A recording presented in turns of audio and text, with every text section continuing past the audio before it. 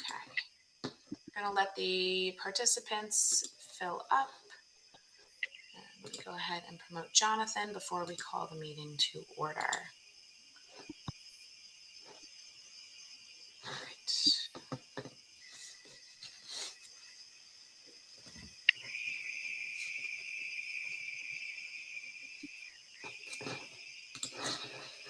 All right. Jonathan, you good? Can you hear us? You didn't get to sit through my normal tests before. So. All right. All right. With that, I think we can safely call the meeting to order. Corey, if you'd like to call to order. Yep. It's now 6:39 and call this meeting to order. Okay. Please be advised that in accordance with the Open Public Meetings Act, the notice of the time, date, and place of this regularly scheduled meeting of the Jersey City Historic Preservation Commission has been provided to the city clerk for posting on the public notice tab of the Jersey City website on Thursday, June 11th. We'll do a roll call attendance for commissioners. Commissioner Gucciardo. Present. Commissioner Gunther. Here. Commissioner Gordon. Present. Commissioner Edgecombe. Amanda, you have to unmute yourself.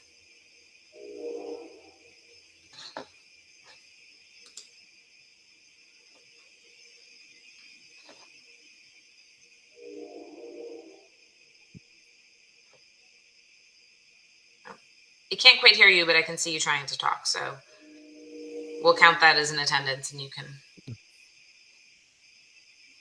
Okay. Commissioner Edgecombe is here. Commissioner Callback. Aye. Natalie. Perfect. Great. All right. Commissioner Sandkamp is absent. Commissioner Sakong is absent. Commissioner Blazak is absent. Commissioner Kay is absent. Vice Chair Cronin is absent. Chair Garriga. Here. Okay. There are 6 commissioners in attendance. 5 affirmative votes are needed for a certificate of appropriateness.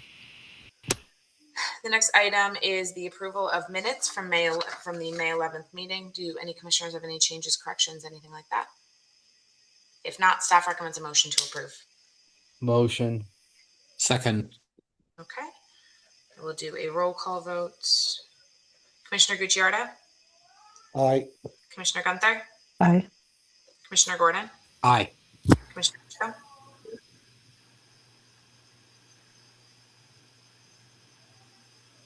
Oh, Edgecombe? Yes. Yes, perfect. Great. Sorry, I think it was Sandkamp. All good. Commissioner Callback. Aye. Okay. Commissioner Sandkamp's absent. Sakong is absent. Blazak is absent. Kay is absent. Cronin is absent. Chair Garriga. Aye.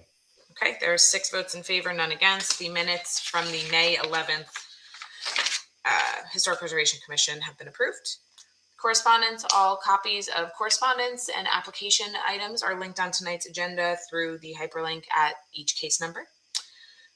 For announcements, staff has no general announcements for preservation. However, while we are back on Zoom, I do want to go over just a couple very brief items as we go back on Zoom. We are going to, the way this works, of course, it's normal as a typical HPC meeting. However, when Chairman Garriga is calling your case this evening, if you are going to be presenting to the commission in any capacity as part of that case as a professional, we ask that you raise your hand. So this would be for attorneys, the applicants themselves, design professionals, things like that. We prefer to promote everyone at the beginning, swear everyone in at the beginning, and then you guys can structure your presentation how you wish from there.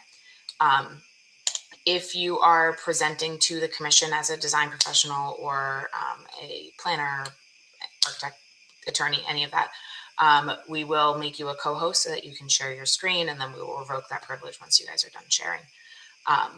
When we call for a public portion, we'll ask members of the public to use the raise hand function at the bottom of the screen. If you're calling in on the phone, you can press *9. We will move you up to a panelist. We will ask you to turn on your camera so that we can see you and swear you in for public comment. Public comment is limited to 5 minutes. I will give you a 1-minute warning when that happens, when your time is approaching the end. and then we will move you back down to an attendee once your public comment has ended. It generally runs pretty smoothly, but if there are any questions by anyone as we are working through being back on Zoom, you can use the raise hand function. We'll do our best to get through it. Okay, that moves on to open public comment. If there are any members of the public present who would like to speak regarding matters of historic preservation that are not on tonight's agenda, so this is for matters of historic preservation that do not have a public comment section as part of their application this evening. This is for general public comment. Okay, I do see one hand raised, so we can make a motion to open public comment. Motion. Second. Okay, all in favor? Aye. Aye. Aye. Okay, so Charlene, I see you with your hand raised. I'm going to promote you. Just make sure your camera is on, please.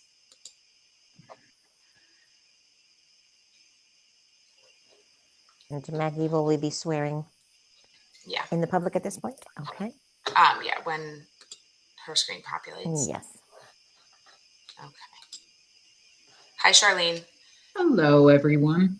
Okay, so just to clarify, hold on, we do have to swear you in. Just to clarify, this is for preservation items that are not on tonight's agenda, right? Correct. Okay, awesome. So we're going to go ahead and swear you in. Okay, Ms. Burke, please raise your right hand. Do you swear that the testimony you will give this evening will be the truth, the whole truth, and nothing but the truth? Yes, I do. Thank you. Please state your name for me and your address, please. Charlene Burke, CharleneBurke, 56 Duncan Avenue. Thank you. Please proceed. Right, Charlene, So, your timer starts now. okay. So, Maggie, I just would like clarity for asking in terms of submission for things, say, if I were to have in a presentation, or say I wanted as a member of the public to bring photographs or documents or maps or something that might be relative to a presentation or a case, is there a deadline to get it to you so that it could be introduced? Is it something you introduce? Is it something could you go over some of those rules as they would apply to this virtual capacity now?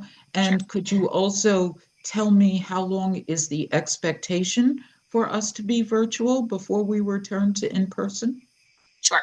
Second question is easier to answer, so I will start with that. The first is that we anticipate being virtual for the length of the summer. That's the guidance we've been given. However, we've not been given a firm return to in-person date. By the way, your time is paused if you weren't aware of that. And the second is that we generally ask, if you are virtually, of course, if you are going to give the board something as part of your public comment, to get it to us ahead of time so that we can best share it, because when you join as a member of the public, you do not have the capacity to share your screen. It is admittedly a flaw of Zoom, but we do ask for it in advance. In advance, meaning a day in advance, or like, say your meetings are always on Monday, so would Friday deadline be good, or Monday at noon, or give me some guidance here? Let's go with Monday at noon. Okay, good. So that way I know if there's something I want to submit. Thank you for that. Okay, great. Does that conclude your public comment? Yes. Great, thank you. Okay.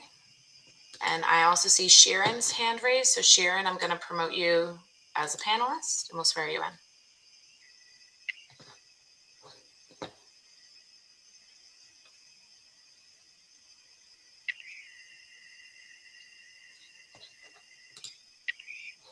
Hi. Okay, Sharon, if you could just turn on your camera so that we can. Hi, I actually didn't mean to have my hand raised. I'm sorry about that. Okay, no problem. I'll promote you back down. Thank you. All right. If there are any additional members of the public who would like to make a public comment not related to matters on tonight's agenda, please use the raise hand function or *9 at the bottom of your screen. Staff sees no hands raised and recommends a motion to close public comment. Motion. Second. Second. Okay. All in favor? Aye. Aye. Aye. Okay, great. So that brings us to old business. Corey, if you'd like to call the first case. And again, if you are a member of this presentation team, if you could raise your hand so that I can promote you to swear you in. Calling case H-25-0036, applicant Eugene O'Connell, Esquire, on behalf of Reka Patel, owner, at 84 Cole Street. That's block 11213 and lot 2.01, Zone H, Harsimus Cove Historic District, for the certificate of appropriateness for the proposed construction of a new 4-story, 2-unit residential building and associated site work in the Harsimus Cove Historic District. Recommendation to the Jersey City Zoning Board of Adjustment, carried from the regular HPC meeting of May 11th, 2026, at the request of the applicant. Thanks. Carolyn, I'm having a hard time promoting you. I do not know if you have to accept it on your end. Yes, Oh, there we go. Got it. Hi, Jean. I have Carolyn and I have Jensen who promoted. Is there anyone else you need? But we presented this back Hold on, Jean, I'm sorry. Hold on. We're going to swear in Carolyn and Jensen before we begin the presentation.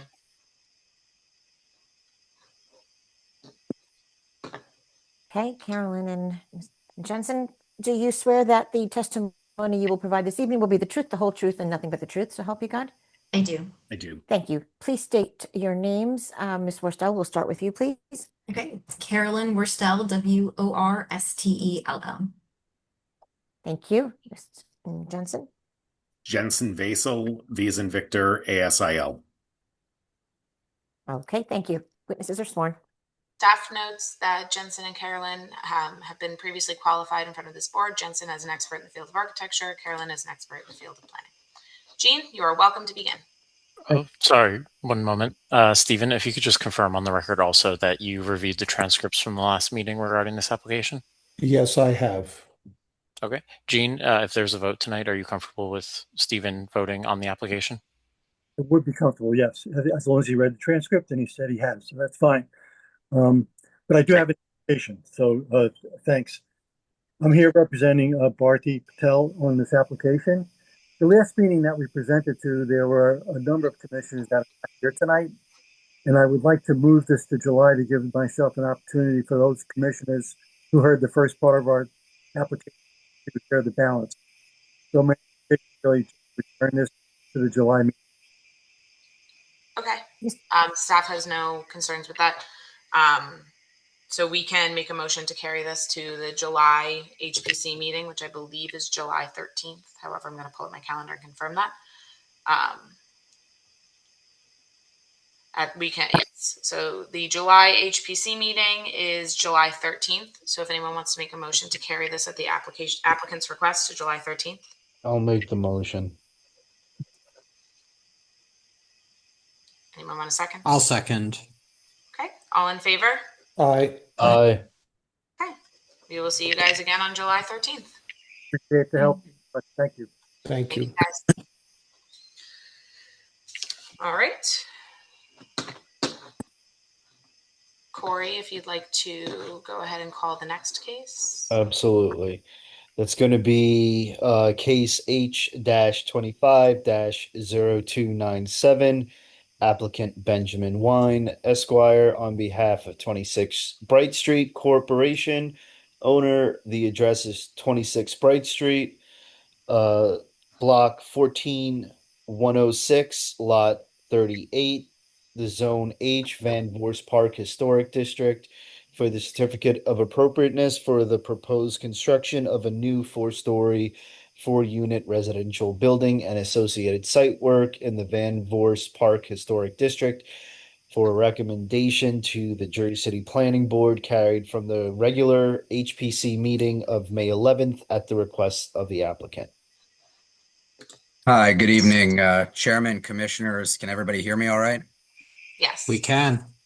Perfect. Good evening, everybody. Definitely weird to be back in this forum, but but we'll make it work. So just for the record, Benjamin Wine of Prime, Tuvell, and Maselli on behalf of the applicant. Chairman, you went through the metrics and the scope of this application pretty well a minute ago, so I'll keep it brief. But suffice to say, we were here in person at the May HPC meeting, wherein we presented our application for a new 4-story, 4-family residential building at 26 Bright Street in the Van Voorst Historic District. And we completed our presentation both from our architect and our planner at the time. And throughout that presentation, there were a number of comments from the commissioners related to some of the design choices and materials, location of windows, alignment, sprinkler location, things of that nature. We do have a full list that we'll go through, and we took the opportunity to adjourn the matter to this meeting in an effort to address those concerns and reappear before you all this evening, hopefully for a positive vote to recommend our application to the planning board so that we can move forward. So what I'd like to do this evening, if it's okay with the board, unless the board or commission, I should say, unless the commission would prefer that we go through everything in detail, I think we can keep it pretty straightforward in that I'll have our architect bring up the new revised plans that were submitted 10 days ago and walk through all of the revisions based upon the comments that we received. So would that be okay, Maggie? Yes, I think that's totally fine. Perfect. You should be So able to share your screen. Actually, the only item similar to the other applications, Stephen has reviewed the transcript for this as well. Ben, are you comfortable with him voting as a result of that? Yes, I certainly am. Great. Okay. Prital, you should be able to share your screen. Sure. Oh, I'm sorry. We have to swear you in. Yes, I was just going to say because thank you, Maggie. Okay, Mr. Gov, please raise your right hand. Do you swear that the testimony you will provide this evening will be the truth, the whole truth, and nothing but the truth? Yes, thank you. Please state your full name for me and spell your last. My name is Prital Shukla, Shukla. Okay, and actually spell your first name for me just to be sure. Yeah. Prital, Prital. Thank you. Witness is sworn. Staff notes that Prital has previously been qualified as an expert in the field of architecture in front of this board. Thank you. And Prital, your license is still in good standing here this evening? Yes. Or good sitting, I should say. But okay. Yes. So with that, Prital, if you can please put up the revised plans, just note the date for the record and confirm that these are the plans that were uploaded to the portal. I believe it was about 12 days ago or so. Yes. The date is 5/29/2026. Perfect. All right. So Prital, why don't you walk us through what changes you've made responsive to the commissioner's comments? Sure. Good evening, everyone. So the overall proposal remains the same, a new 4-story, 4-unit residential infill building on a vacant lot. The revisions that we made focus on improving the front facade rhythm, the material transition, entry detailing, rear elevation, and utility locations. I'm going to first go over the proposed front elevation. So as you can see, the proposed windows overall are aligned. They are 2 feet away along the whole facade. The second, third, and fourth floor windows align, and the first floor windows also align now. In order to make this change, we had to make some design revisions on the floor plan. So on A100 sheet, which is the proposed first floor plan, initially we had a sprinkler room towards the front of the building, which created the windows disalignment. The sprinkler room is now relocated towards the east side, accessible from the second means of egress corridor. This allowed us to, align the first floor windows as well as all windows above to create a symmetrical facade. We also we are showing the utility location for the meters. The proposed gas meters are to be located along the cellar floor access alleyway, which are going to be outside as per PSCG standards. So these will be accessible through the alleyway. At the same time, these won't be seen visible from the public right of way. Moving back to the proposed front facade design, we also updated the entry door design without any divided lights. So now it has a single glass pane and a side light, also a similar concept of single glass pane, custom wood door. The cornice design was updated to have a cast stone finish on top and wood molding, which kind of gels through the overall geometry of the cornice design throughout the block. On the rear elevation, we made some minor changes. Initially, both the windows along the sides were attached along the balcony sliding doors. Now we created a space and more symmetrical facade along the rear. Moving to the side east elevation, the cornice detail was updated and the brick return. Initially, it was proposed to be 12 inches. However, we are now proposing it to be almost 25 feet up to the start of the light well window. The proposed side west elevation remained the same except for the cornice detail. These sheets remain the same. We've updated the elevation. These details remain the same. The front entry door was updated to remove the divided lights. And the cornice details were updated to show the cast stone on top and wood crown moldings. And the last thing, the material sheet was also updated. So the base of the building, we are proposing a cast stone cladding base, dark brown color. The bricks will be Belden modular red smooth brick with brown concave mortar. Brown windows, classic brown windows, fiberglass double hung windows with 2/2 style by Marvin. The sill and lintels are proposed to be cast stone, a similar classic brown color. That's the custom door and custom side light. And we've updated the rendering to show more symmetrical window design, alignment, a cornice which kind of gels between the two buildings, and an enlarged building entry illustration of the entry door and the side light. I am happy to answer any questions.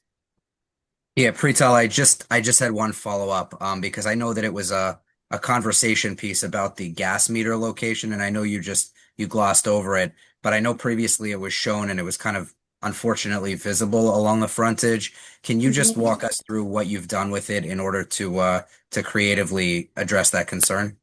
Yes, it was so initially the gas meters were located along this area. Now the gas meters will be, as you can see, these are the steps that go down to the cellar floor, and the gas meters will be located along the side wall of the stairs along the cellar floor area, not visible from the street. And then my only other question, if you can jump back to the rendering on the last sheet. Mm-hmm. I'll wait till you get there.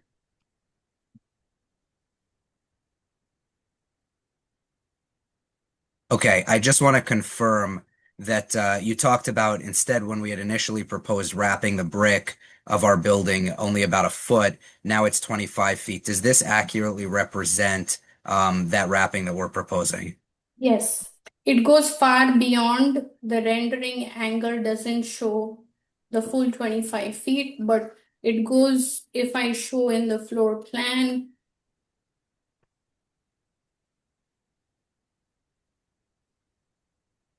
it's going to wrap around until this edge, until the start of the light well, which is 25 Okay. feet from the front facade.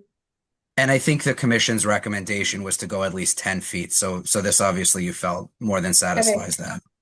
Okay. Correct. All right. So Chairman, those were the revisions that we made based on the comments we had received. And we'd open it up to you for any further comment and hopefully a positive recommendation. Does any of the other commissioners have any questions or notes? Now, I would just say that the applicant clearly heard the commission's remarks and took them to heart and has incorporated that feedback into this proposed design, and I appreciate it. It looks much improved from where I'm sitting. Thank you. Thank you. Did anyone else have anything? Because if not, Maggie, we could move to the next phase. Yes. So if any commissioners have any questions, please let us know. If not, we can move to open public comment. I have one quick question about the cornice. Ms. Shukla, you mentioned, I thought I heard you say that there was a cast stone on top and wood below. So is the cornice Correct. made out of two different materials? Yes, that's And correct. was there some particular reason for it to be combined two materials? Just not something I usually see. Yes. So the look of the cornice will be dark brown and it's going to look the same in terms of aesthetics and visually. To the reason to have it has two different materials, to have only the top as cast stone, not the whole thing, because of the weight and structural implications. Wood moldings are much lighter as compared to cast stone, and that was the main consideration of using wood with a cast stone top. Got it. Thank you. If staff doesn't have any problems with it, then I don't either. Yeah. We'll get to staff comments, but I don't. Okay. Thank you. Okay. Are there any other commissioner comments or questions? I have a question. It's minor. You'll see it here on this rendering. It looks like the railings are sort of a dark brown or maybe black, but that the posts at the end are lighter. I don't know if that's intentional, but typically you would see it as a single color, the whole assembly. Yeah. So the intention is to have the post to be same color as the dark brown. It's not accurately indicated in the rendering, but the intention is to have the railing, the post as well as the railing, everything to be harmonious in a dark brown color. Okay, thank you. Okay. Any additional questions, comments? Okay. I'll ask that you stop sharing your screen so we can move to public comment. If there are any members of the public present who would like to speak regarding this application, please use the raised hand function at the bottom of your screen. If you are on the phone, you can press *9. Okay, staff sees no hands raised and recommends a motion to open and close public comment. Motion. Second. All in favor? Aye. I will do my best to keep my staff comments brief. We, from the beginning, have been recommending this project for approval of a COA with conditions as well as recommendation to the planning board. However, I am very happy to see that, like Commissioner Gordon said, the applicant really took the comments that the commission made to heart and made very positive improvements to this project. So much so that there were a couple of conditions on the original staff report that we were able to remove as a result of those changes. So I'm going to share my screen and we can just quickly review the staff report.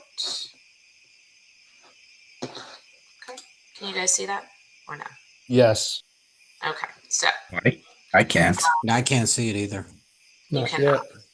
I'm sorry. I was looking at my side screen. The All right, agenda.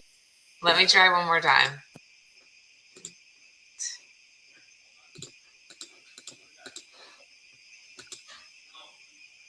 Any luck there? Nope.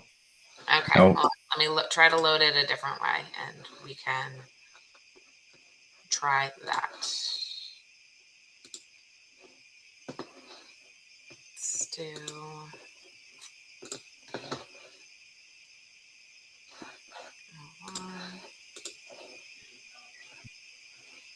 Maggie, not to steal your thunder, but if you need, I can bring it up on my screen. Yeah, why don't you do that? Because I have to share my entire email inbox if I don't. I have it pulled up. I Yeah. can share it. Perfect. Yeah, if we just want to scroll down to staff comments, just to. Can everyone see my screen? Yes. Yes. See it. Thank you so much. Okay, so the recommendation here is that we do believe that it is consistent with the standards for new construction, and that it is consistent with new construction applications we see, particularly within the Van Voorst Park Historic District. It is actually very visually compatible, especially with the new construction that we have seen on Bright Street as of late. We believe that the height variance that is requested is consistent with new construction that falls within the flood zone, and we don't take any exception to it. In particular, this section of Bright Street does not have a consistent height, so it kind of piecemeals in there rather nicely and doesn't distract or take away from the surrounding historic resources. We recommend that this be approved with the conditions in the staff report. You can see that, like I said, based on the revisions to the application, we were able to eliminate 2 of the conditions for the gas meters and for the front facade windows. But other than that, we have our standard applications standard conditions in front of us. Addressing the roof deck, the exterior lighting, the forestry standards, and then there is one additional non-standard condition on there.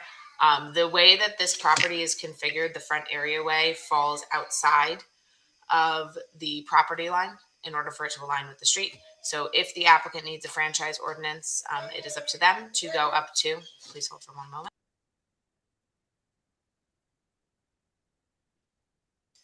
Sorry, I didn't think anyone wanted to hear a crying baby. If the applicant needs a franchise ordinance, they need to pursue that with the city council. And if there are any changes as a result of that franchise ordinance being granted, they may need to appear back in front of this commission. Does any commissioners have any questions for staff?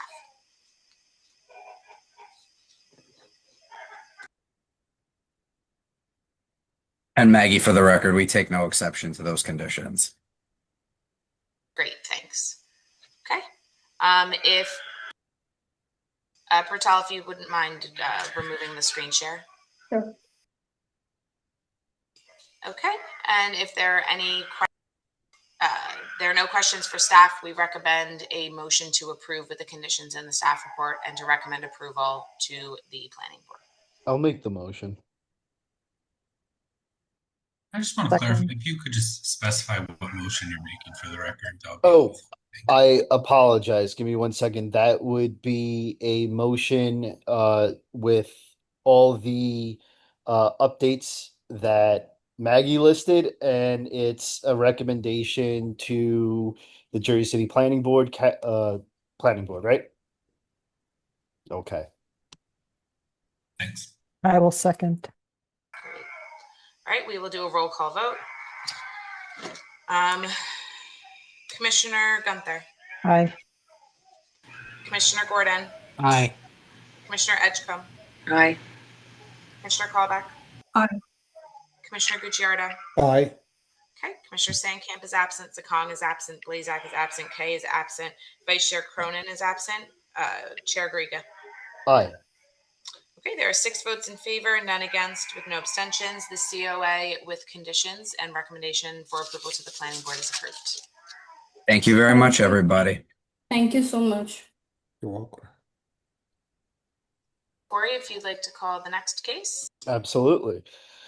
That will be case H-24-0171, applicant Stephen Joseph Esquire on behalf of 6 Gifford LLC, the owner, address 577 Bergen, also known as 6 Gifford Avenue. That's block 17801, lot 36, zone R3, West Bergen, East Lincoln Park Historic District, for the certificate of appropriateness for the proposed subdivision of lot 36 into 2 lots and the rehabilitation of the existing altered contributing 2.5-story 4-bay colonial revival style brick dwelling built circa 1915 in West Bergen, East Lincoln Park Historic District. Recommendation to the Jersey City Planning Board, and it was carried from the regular HPC meeting, May 11th, at the request of the applicant. Okay. Thomas, I believe Stephen said you were covering this. Yeah. Good evening, members of the commission. Sorry, I'm covering for Stephen Joseph today on behalf of the applicant. So as you may recall from the May 11th hearing, we presented 2 separate applications, the one right after this and this one. We kind of presented them together due to the fact that there's a lot of overlapping elements to the 2 of them. Today, I think we're going to take them one at a time. And we're going to start it off with the subdivision and the rehab of the corner lot at 577 Bergen. I'm just going to briefly have the architect, Ahmad Amara, just to discuss or just rehash some of the things that was discussed at the last meeting so we can get some testimony on that, and then we can move on to the second application. But if you want to swear in Mr. Amara. Mr. Amara, please raise your right hand. Do you swear that the testimony you will provide this evening will be the truth, the whole truth, and nothing but the truth? I do. Please state your full name, spell your last for me. Sure, my full name is Ahmed Amara. Last name is Emara. Okay, thank you. Witness is sworn. Okay, and just to clarify, Ahmad, Sorry, just a note. Again, we had one commissioner who was not here at the last meeting, Stephen. He read the transcripts for this application as well. Tom, if you would feel comfortable with him voting, if we get there tonight. Yeah, that is completely fine. Okay, please proceed. Okay, and just Ahmed, just to clarify that your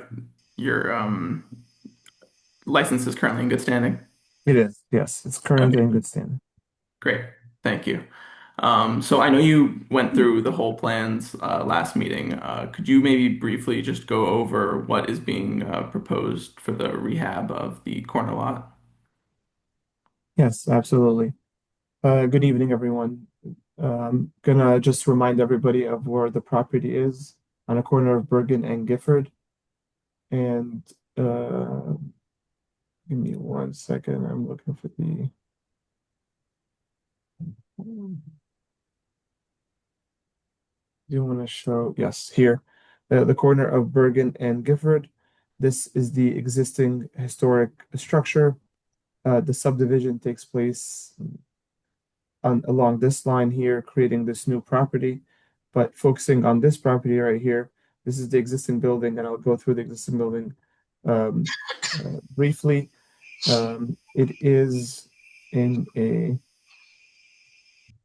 and I'll just zoom in here. The existing property is a vacant building that was previously used for a daycare. Right now, we're proposing a residential building. The permitted density is 11 units. Proposed is 7. We do have the building remains exactly the same, so most of the or all of the bulk and height requirements are existing. They're existing and they're not being changed. No modification. We do have bicycle parking in the basement, and we have the new fence that we're proposing around the property, getting rid of the existing chain link fence, which is not permitted in the zone, or matter of fact, in most of Jersey City. I want to just show what this was, the site plan for the civil. There are new plantings that are being proposed in the back, also in the front. and then street trees along Gifford Avenue. There's also new lighting that is proposed around the existing building along this whole area, which lights up the perimeter of the building. From a architectural perspective, I had shown, I believe, these plans, the existing basement plan, which a few areas here are being demolished to make way for the storage for the units and the mechanical area. The trash storage is also in the basement now, and there's bike storage in the basement along with the electrical and fire alarm room. On the first floor, where the daycare function would take place, is the space is being demolished on the inside, and in place are proposed 3 units, 2 one-bedrooms and 1 studio. The second floor, similarly again to the first floor, the space is being demolished on the inside.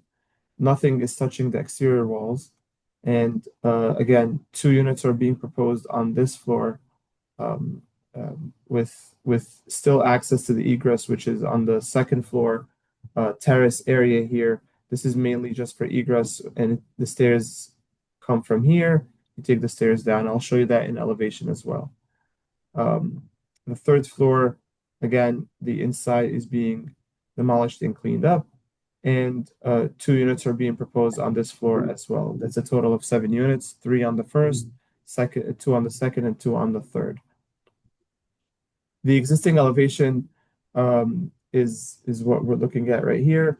The building remains the same. We are replacing the windows within the existing rough openings and replacing the existing entry door, which is no longer in any good condition. The brick is being cleaned up. I'm gonna go show this. The brick is proposed to be cleaned up and repointed as needed in certain areas. And the roof is going to be replaced with new shingle roof.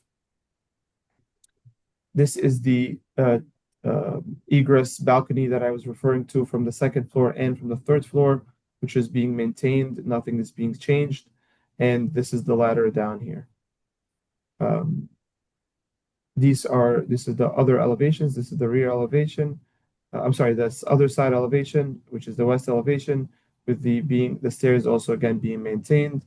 No changes to the exterior at all, except again the windows are being replaced with the proposed windows, which are going to also be wood windows to be within the same opening in the brick.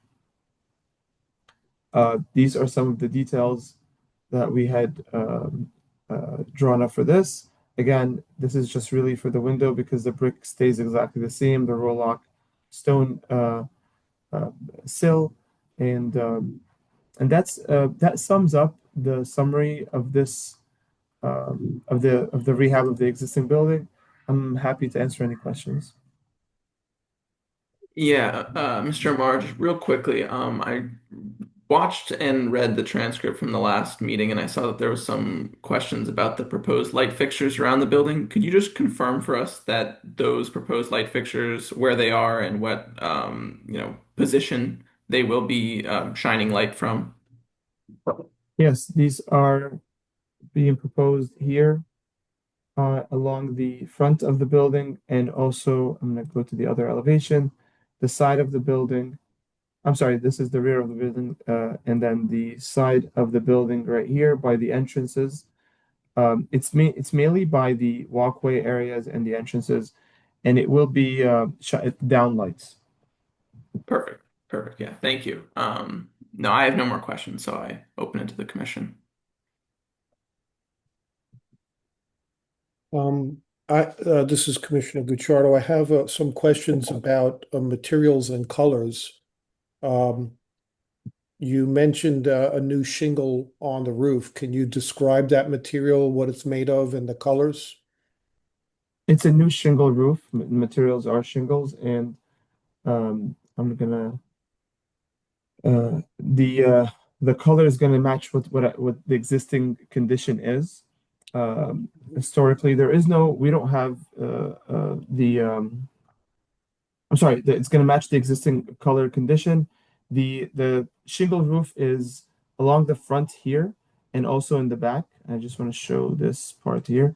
And it's also along this shape here in the back.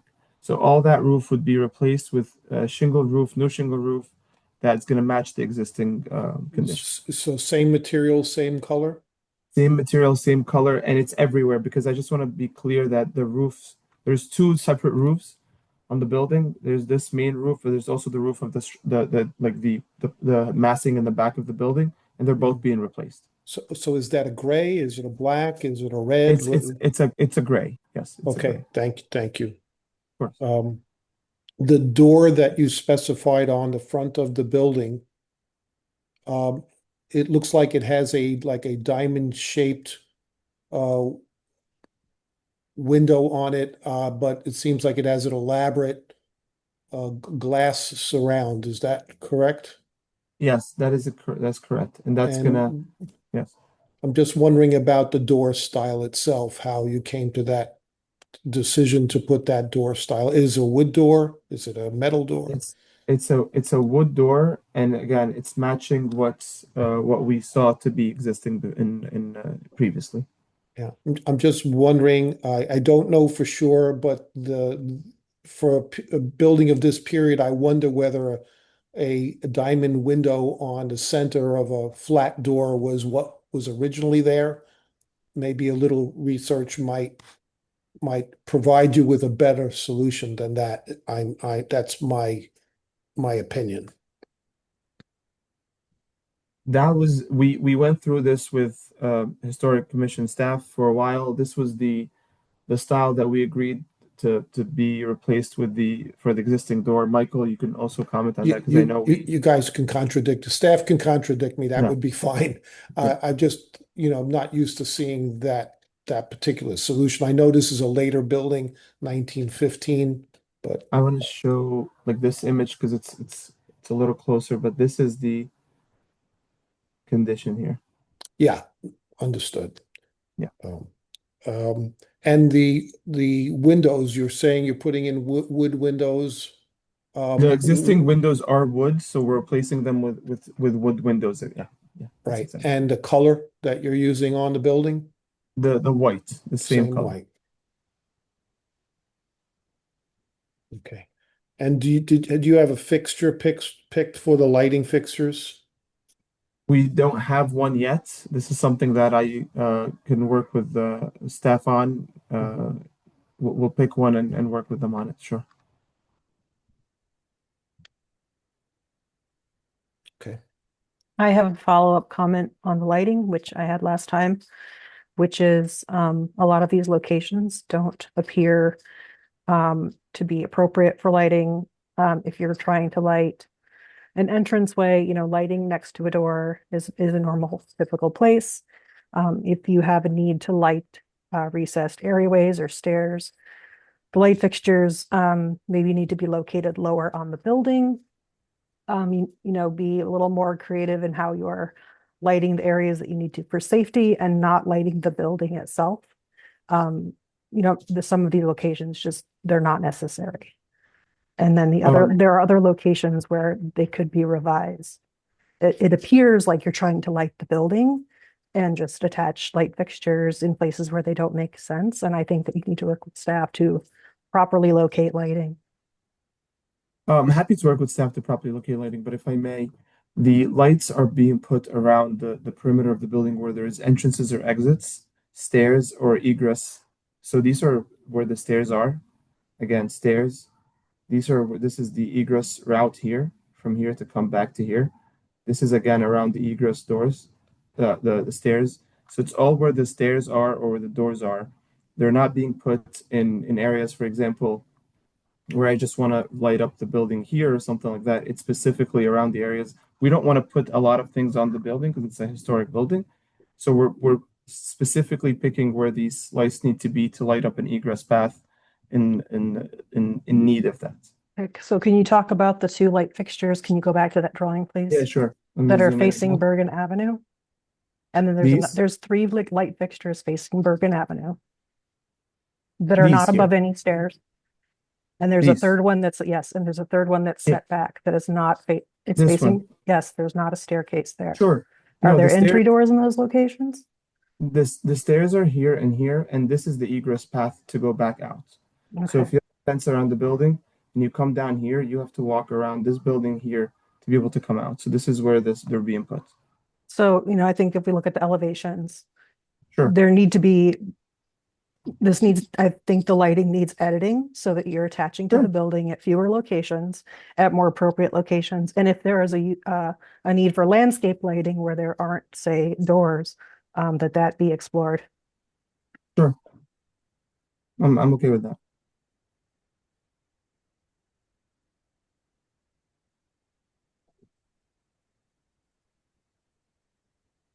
Okay, any more questions? Questions or comments? Or comments? I also have a problem with the door. I'm not quite sure about that diamond door in the main door. I don't believe that that's the original doors there. Did we have text photos of the building? I guess I don't recall right now. I guess we didn't, right? We didn't, no. Okay. Was there any research attempted to find any other information, about this building from the past? Certainly, yes. We've tried. We've looked it up. We talked to the text office. We went to the library, but there was no information that we can find. What about any sort of precedents from within this historic district or those properties tax photos for buildings of similar age style? So maybe we could get an idea of what may have been there. I mean, I understand that maybe the historic photos for this particular door might not exist, and so we're kind of guessing, but yeah.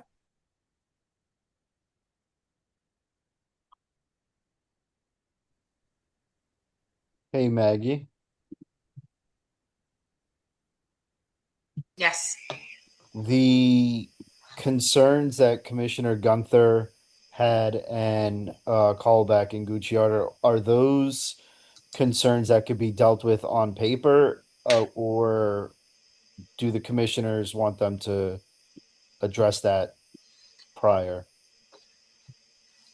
Well, that is partially your choice, of course. But Michael is the staff person on this application, so Michael can opine if he thinks that it's something that can be worked on the staff level. Yeah. But ultimately, the commissioners are the ones who, if you guys have decided that this is something that you can't vote on until you see those changes made, that's of course something that's well within your power. I would encourage, though, to give guidance to the applicants of what you are looking for rather than just what you don't like. Yeah. Well, I mean, I was going to wait until staff comments, and I was going to ask Michael the same questions I asked the architect about color choices, what was done to either verify that these are the right colors for the building for the period, or if any other colors were recommended.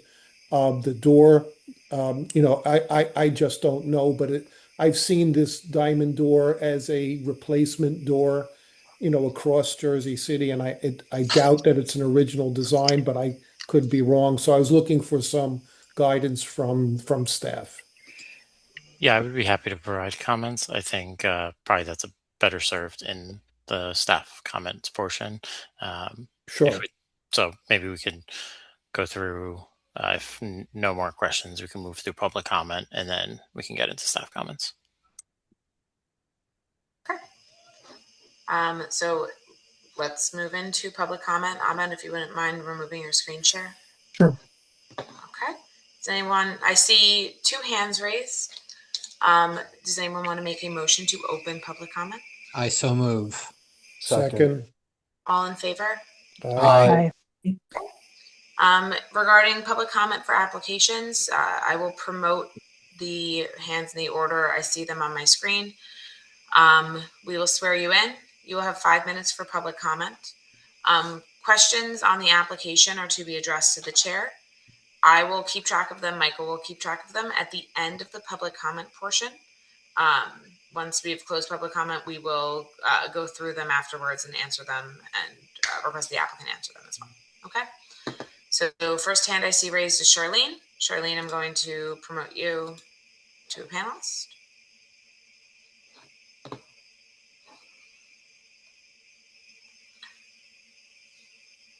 Iris, do we need to re-swear in Charlene?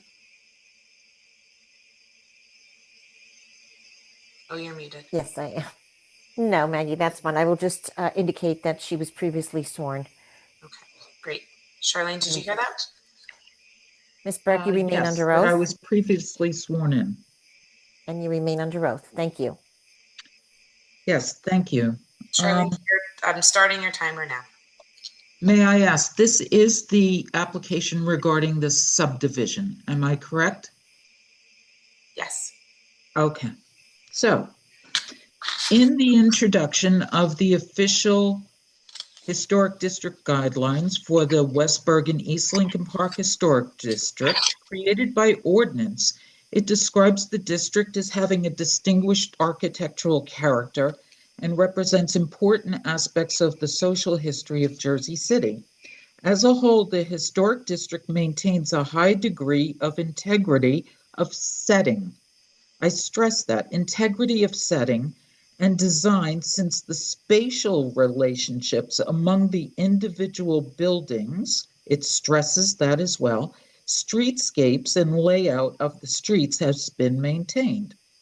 This is a block that is one of just 3 within the historic districts that have the large residential lots that are unique and distinctive to this particular historic district in all of Jersey City, unlike those downtown.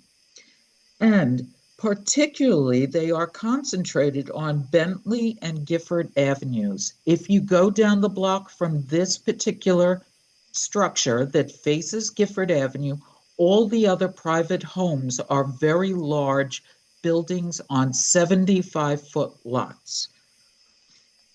With the exception of the buildings from the 1950s to the west of this site and one lot on Belmont Avenue, the entire block from Bergen to Kennedy Boulevard, Belmont to Gifford, contains contributing and significantly contributing historic resources. The entire block, it's one of the only ones that's almost completely significant or contributing significant. The district retains, this is quoted directly from the guidelines, the district retains the countrified charm of the 19th century past when the area really was an outer suburban ring of Jersey City, and to a greater extent of New York City, both of which makes this district a special place, worthy of preservation for current and future generations to enjoy. On page 70 of the guidelines, new construction in historic districts lists number 5, relationship of vacant land to buildings and structures.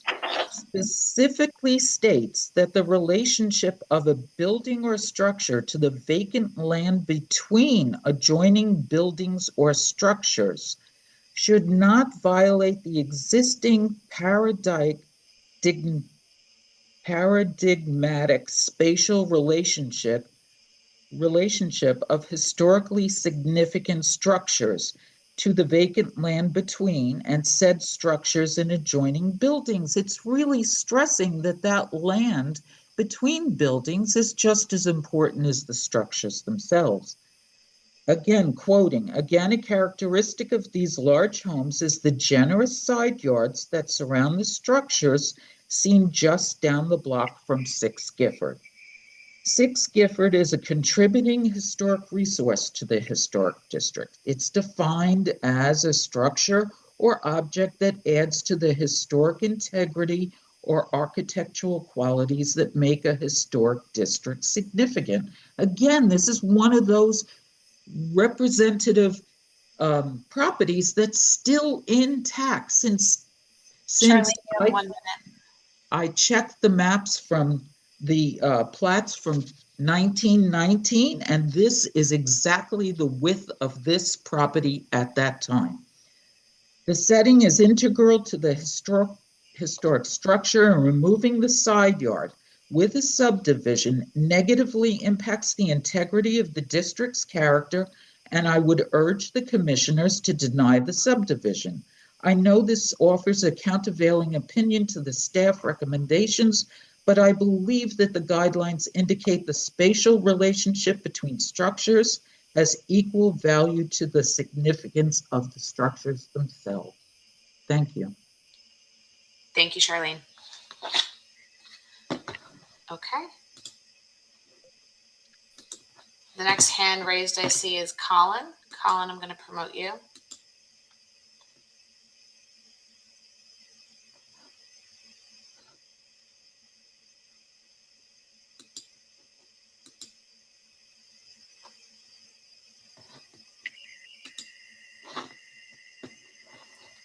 Okay, Colin, we just need you to turn on your camera and unmute yourself so that Iris can swear you in. There we go. Okay, Mr. Regan, please raise your right hand. Do you swear that the testimony you provide this evening will be the truth, the whole truth, and nothing but the truth? Yes, I do. Please state your full name, spell your last, and your address, please. It's Colin Egan, E-G-A-N, at 35 Sherman Place in Jersey City. Thank you. All right, Colin, your 5 minutes starts now.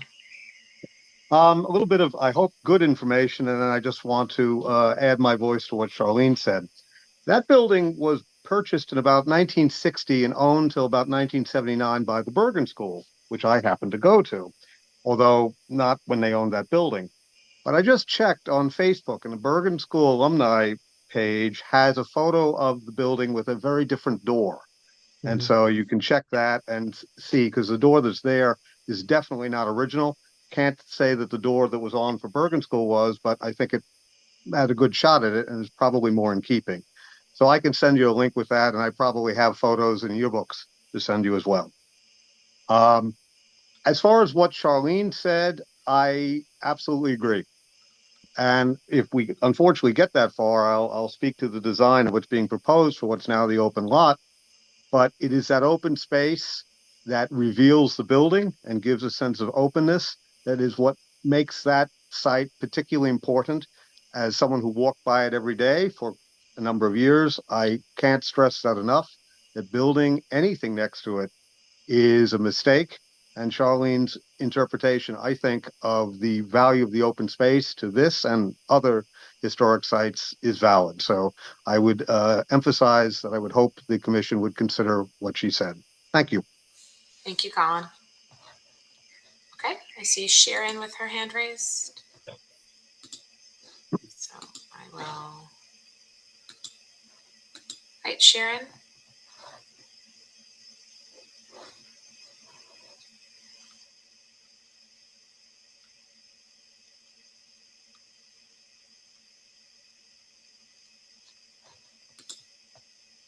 All right, Sharon, can you unmute? There we go. Perfect. Iris can swear you in. Ms. McCormick, please raise your right hand. Do you swear that the testimony you will provide this evening will be the truth, the whole truth, and nothing but the truth? Yes, I do. Please state your full name and your address, please. My full name is Shireen McCormick. It's S-H-I-R-I-N. Last name M-A-C-C-O-R-M-A-C-K. My address is 130 Glenwood. Thank you. Please proceed. Sure. Thank you. The first thing I wanted to say about this property and this project is that I'm thrilled to see it being revitalized, because it sat there empty, and I've often gone by it and looked at it with, just appreciating the vestiges of the beauty and wondering how it ever came to be abandoned and sitting there vacant. So I do appreciate that it's being revitalized and somewhat adaptively reused, and going back to its original use as a residence. I wanted to know a few things, but the first question I had, and please answer after I'm done, is it might have been mentioned, but what's happening with the mural on the back? So I just didn't understand what was happening with that colorful mural from the days as a daycare. I also wanted to say that I agree with the comments that were already said by Commissioner Gunther about the lighting. I think that there is like this modern contemporary tendency to just light up buildings and it adds light pollution, and it also doesn't make sense from a historic perspective of, or even functional sense of what's necessary. Commissioner Stephen brought up the door, and that's a hot button. And I completely agree. I don't think the diamond makes sense on this door. I think that I defer to the Historic Preservation Office and the commissioners to do research on what kind of door makes more sense. But the diamond shape looks a bit Jetsons to me. It doesn't look like it belongs. It doesn't seem appropriate with the diamond in the door. As far as the windows, I realize that the color and the style of them does seem appropriate and has been done, but I do wonder if historically other windows would be more appropriate. Perhaps it might be worth considering whether the top half of the windows contain like a wooden lattice design. I'm not an expert, but I do believe that that might be a more appropriate choice and help this contributing asset in the historic district and this really important project, being that it's a corner property,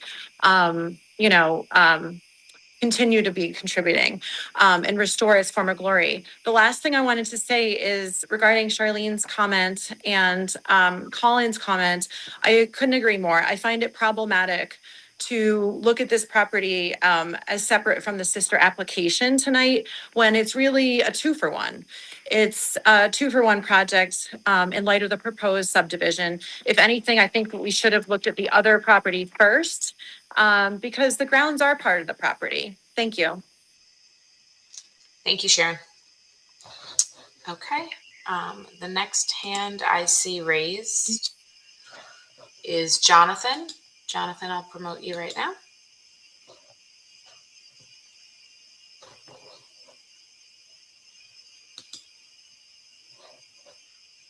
All right, Jonathan, you should be able to unmute yourself and turn on your camera so Iris can swear you in. Thank you. Okay, Mr. McCauley, please raise your right hand. Do you swear that the testimony you will provide this evening will be the truth, the whole truth, and nothing but the truth? I do. Please state your full name, spell your last for me. Jonathan McCauley, MC, capital A-U-L-E-Y. And your address, please? 111 Mallory Avenue, Unit 3, Jersey City, New Jersey, 07304. Thank you. Witness is sworn. Okay, your time starts now. Thank you for the ability to come before you. I think that the spatial relationship is huge, and the subdivision is just inappropriate in this case. I know personally, I've been to Mystic, Connecticut recently, and driving into town, there's a number of really wonderful buildings, and then, to put it nicely, a very non-historic building. And it really just, it ruins the visual, and I think economically it makes a difference, and then just to the community. So I would urge you all to really think about the spatial relationship, and the subdivision in this case does not make sense. I would hope the builders, and again, we all want more housing. We all know how important that is. I appreciate that fact. But doing this in a way where we could have either trees or gardens in that side lot rather than another building would be something that would make the neighborhood proud and Jersey City proud. Thank you for your time tonight. Thank you. Okay. The next name I see is Rebecca. Rebecca, I'm going to promote you.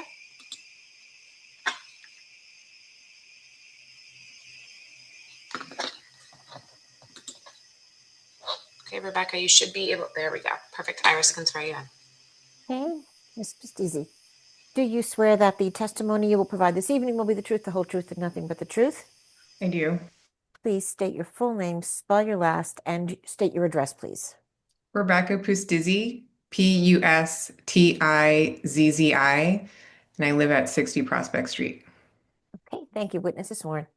Rebecca, your time starts now. I would just like to also reiterate some of the comments, just encouraging research on colors, door style, window style in general, based on what's historically accurate instead of just replacing exactly what was there, knowing and assuming that adaptions and updates have been made since the property was originally built and they might not be historically accurate. And in addition, just a general question that we focused a lot on the exterior, and I'm curious to understand what is still of historic value inside the property, and if there's any plans to preserve any of the historical and original architectural elements of the house. Thank you. Okay, great. Thank you. Okay. Are there any additional members of the public who would like to provide comments or have questions on this application? If so, you can use the raise hand function at the bottom of your screen or press *9 if you're on the phone. Okay. Staff sees no hands raised, so we recommend a motion to close public comment. Motion.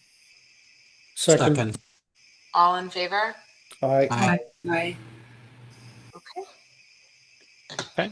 I think I heard one or two questions that I have 2 written down. Yeah, I also have 2 written down. So if the applicant would like to address the mural on the back of the building. Sure. Yeah. Ahmed, do you have an Yes, updated thoughts on that? the mural on the back would be removed because this was added to the historic building in recent years for the daycare. So that would be something that's removed. What's the second question, Michael? The second one was about the interior historic features, if any are being maintained. The exterior of the walls are all being maintained. The interior walls are being removed so we can make way for the new walls in. Oh, I think that addresses the 2 In questions. terms, okay, go ahead. Oh, you continue. I do want to mention that the photo that was mentioned is something that we've looked at. The windows do still look like they're white, and the entrance door was a different door than the diamond door. I agree with that. I don't know if that door was the original door, but is that something that we can revise the design to reflect? Okay.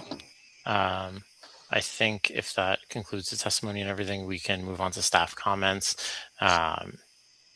So I guess starting out with the door, that's where we kind of just left off. So from staff's perspective, I have always known that door that's on the plans would not be the one that is actually installed. I think multiple times I gave the comment that it should match the historic door. I recognize that through a lot of research, we have not found much historic evidence. Those photos that we have appear to be an earlier door. I don't believe it was the original door that would have been at the site. And as a condition in the staff report, which I could actually share and bring up. Let's see. Can everybody see my screen? Yes, if you could make it a little bigger, Mike, that would be great. Yes. That's a good question. How do I do that? There we go. Is that good? Yes, thank you. Of course, no problem. So one of my conditions that I proposed at the bottom was that throughout the course of construction, site and photographic evidence shall prevail over the approved drawings for the restoration of the front facade of the existing historic building. I always hold out a little bit of hope that in the door jamb, there may be some historic evidence of what was originally there. There might be paint ghosts for colors of the door surround, the windows. And then if nothing avails itself, then we can rely on some stylistic evidence.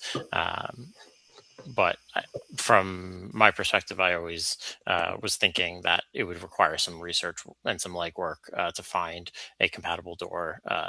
The diamond door was what was originally proposed by the applicant, and not something that staff saw as a final destination, more as just a placeholder while we waited to do the investigatory work, particularly on site, removing the door surround, seeing if there's any historic evidence left.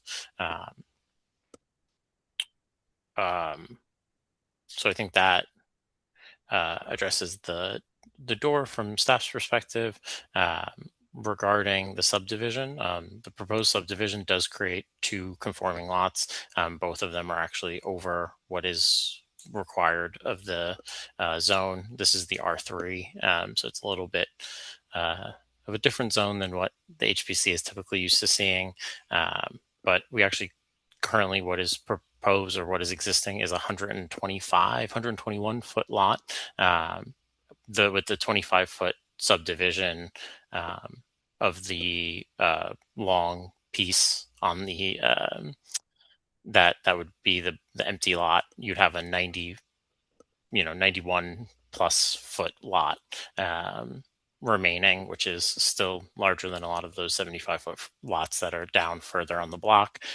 Additionally, I will just note that about half of the length of that portion was actually somewhat recently added to the lot.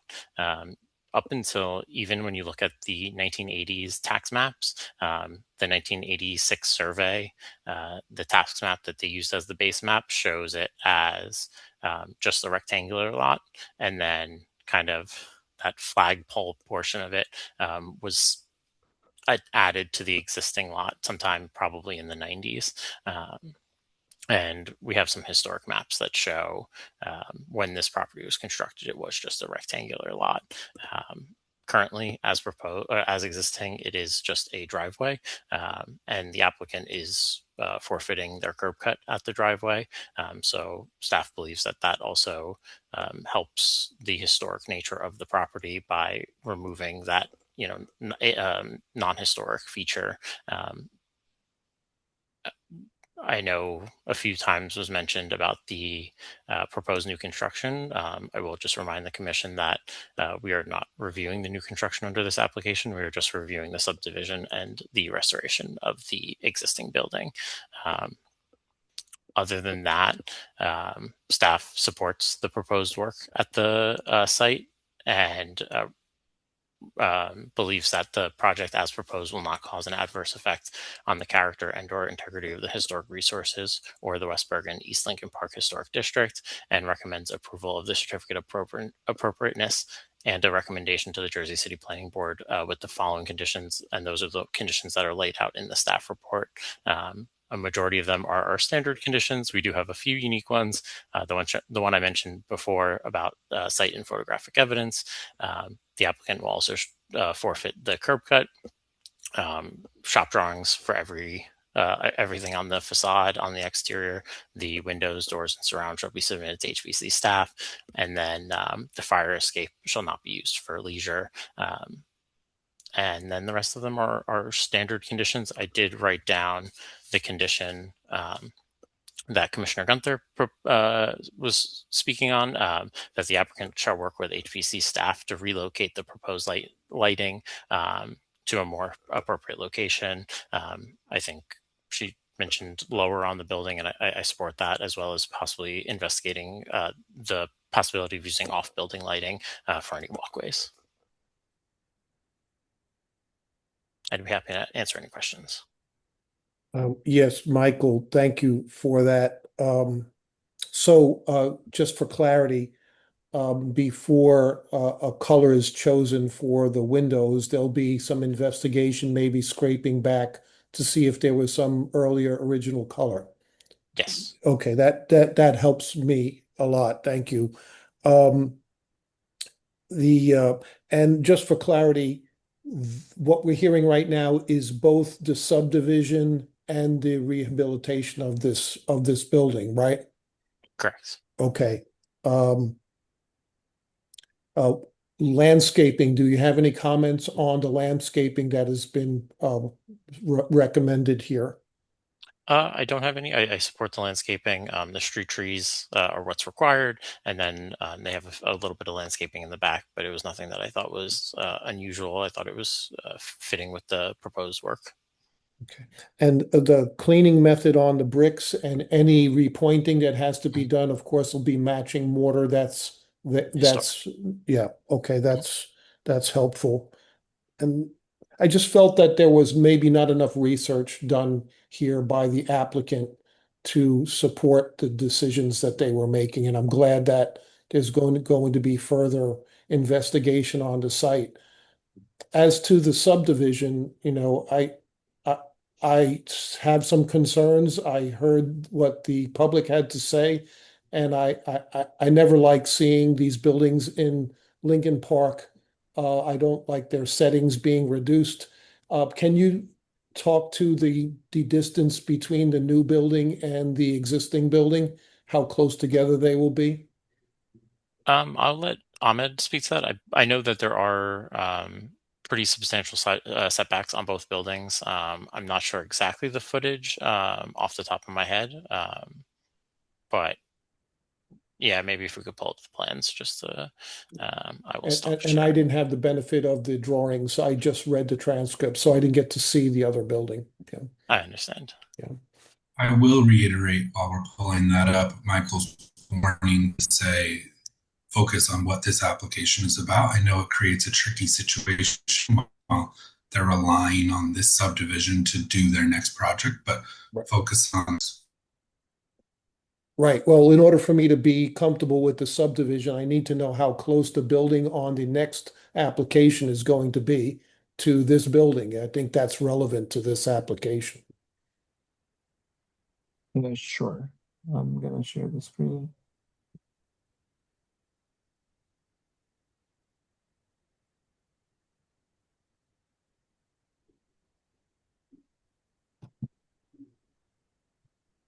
This is, let me zoom in just so we can see.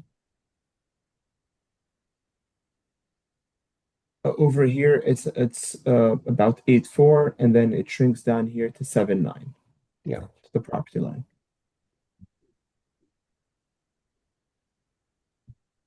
Thank you. Of course.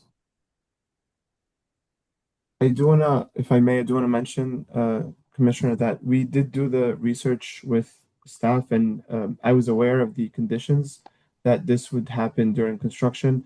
We have a couple of different projects in historic areas in Tree City, one of which is being completed now, and that was exactly the same thing. I met with Michael and I met with Dan also on site several times. When we took off the doors, took off the windows, we had to reconstruct things. We did the investigation on site. So I do want to mention that this is something that we intend to do to make sure that this goes back to as good of a condition as it was historically. Thank you.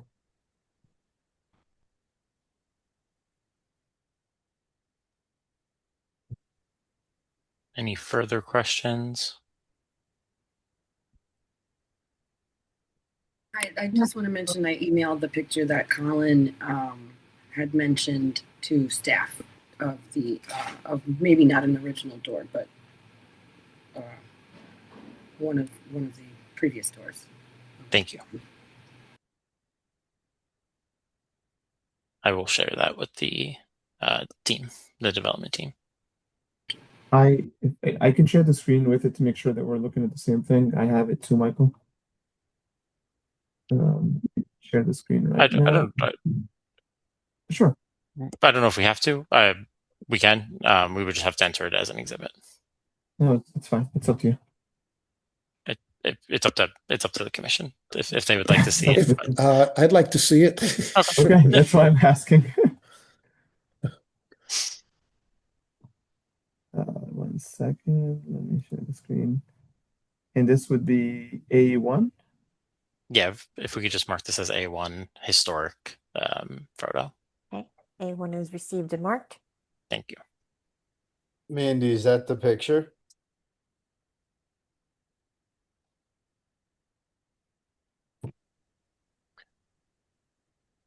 I don't hear Mandy, but I will chime in. I did find two. I found this one and one other one, but they did both have the same door present.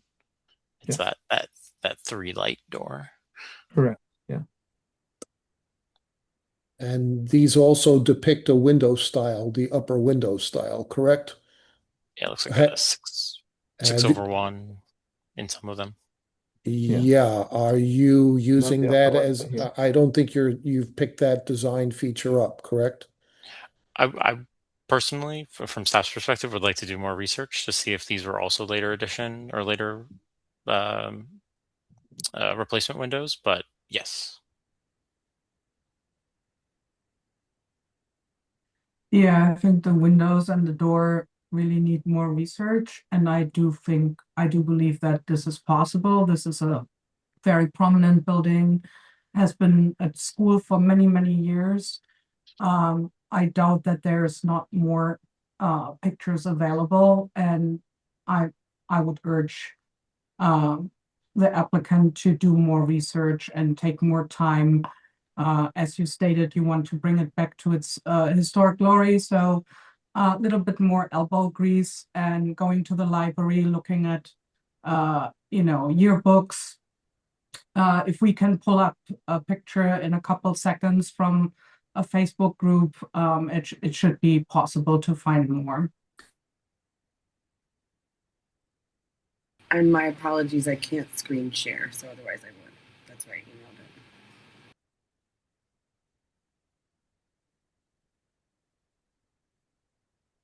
Yeah, and if I can just briefly comment, the applicant takes all the comments with exception, and we will definitely spend some time in the library to make sure that we got the right stuff. We'll work close with staff and Amara to make sure that we get the right things for the building.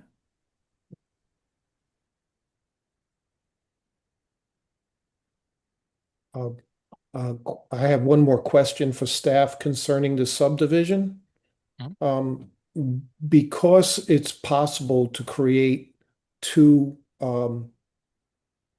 lots that are of appropriate size, does that mean that historic then has to approve that subdivision because two lots are of an appropriate size, or are other factors allowed to be considered?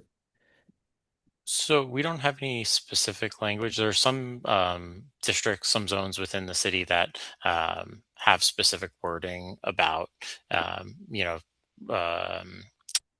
recommending subdivision, not recommending demolition on lots. I believe off the top of my head, like RH1, RH2, those ones specifically discourage subdivision of their lots.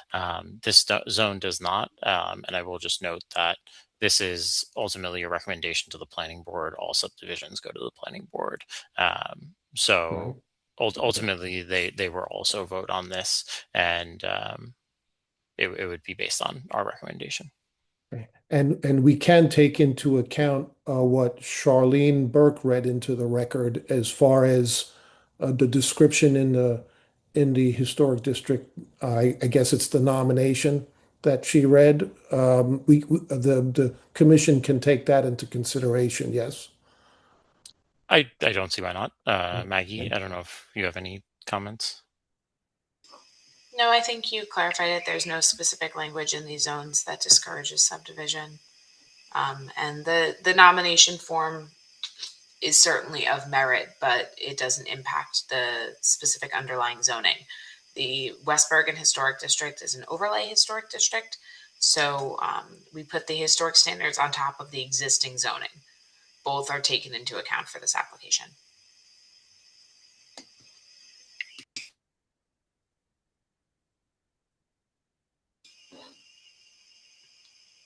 So I think we're at a point where I know we've answered a bunch of questions, gone back and forth.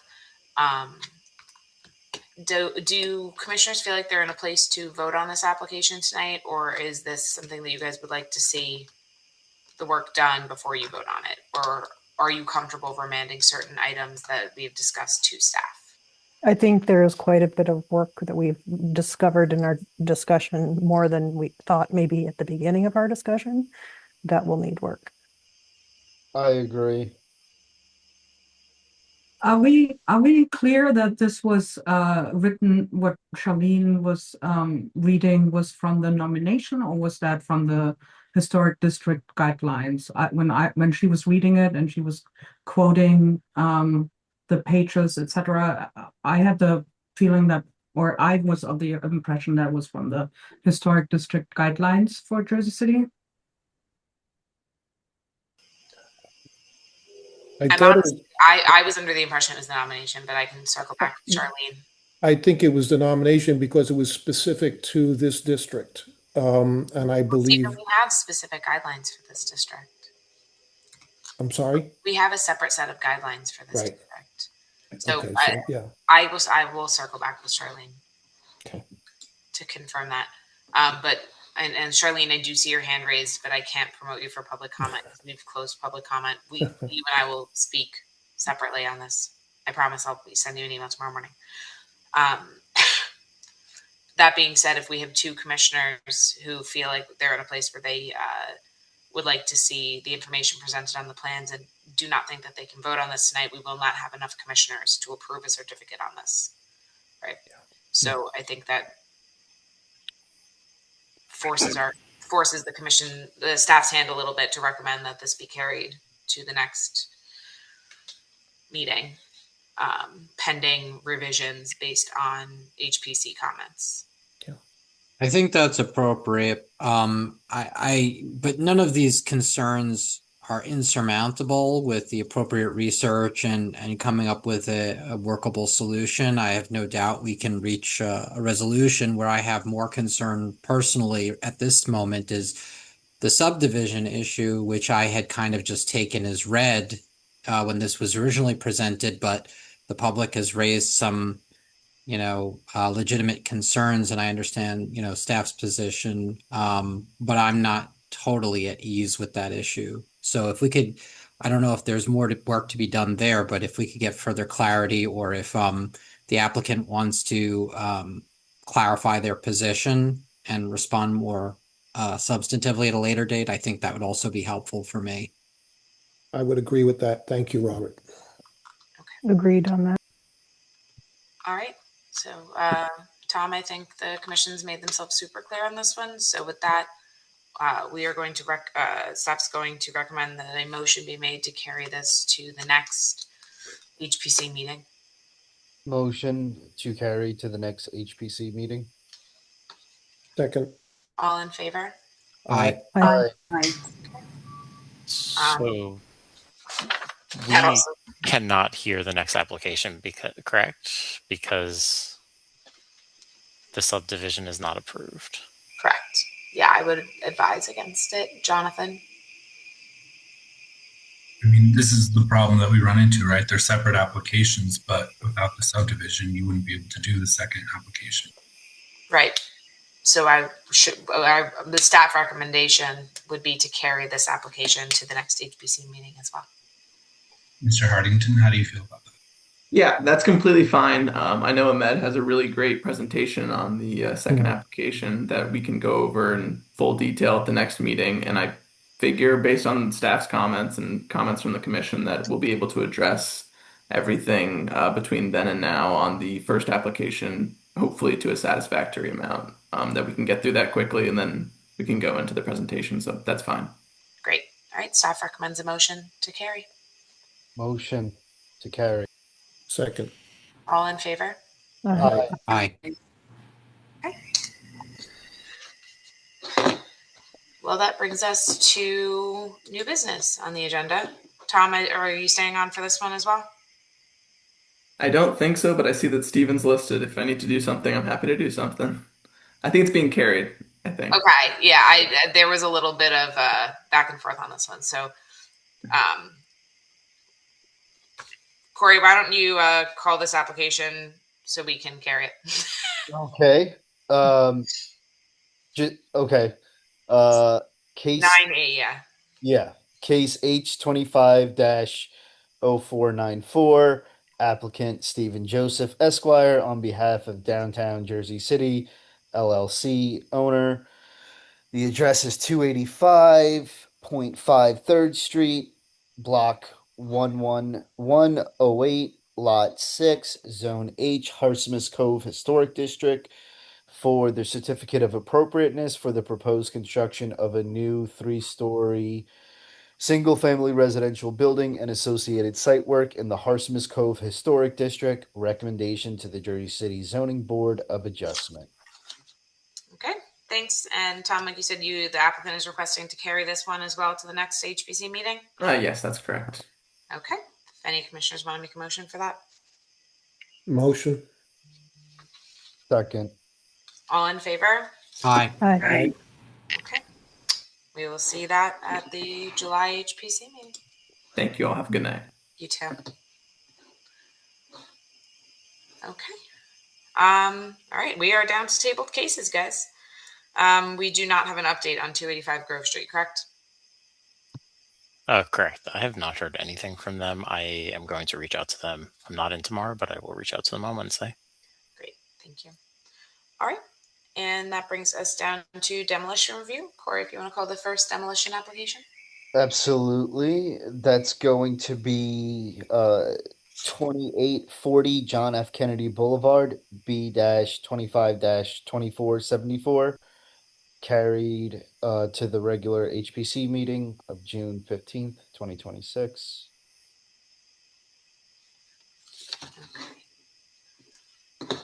Michael. Are there any members of the team here that is representing this application? I don't see anyone. I believe that they decided to not show up and are just going to let us hear the application. So I will, again, share my screen, and then we can get into it. Let me see. Okay.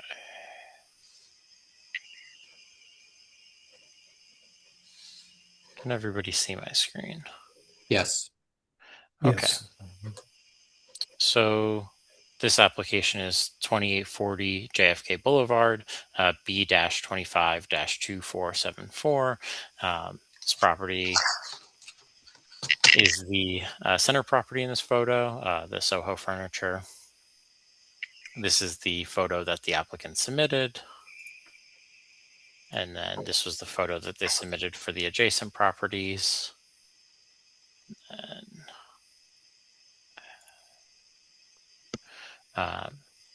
just to orient ourselves a little bit off of the site plan that they submitted, we have JFK to the bottom, and it is this central portion. SIP runs behind it.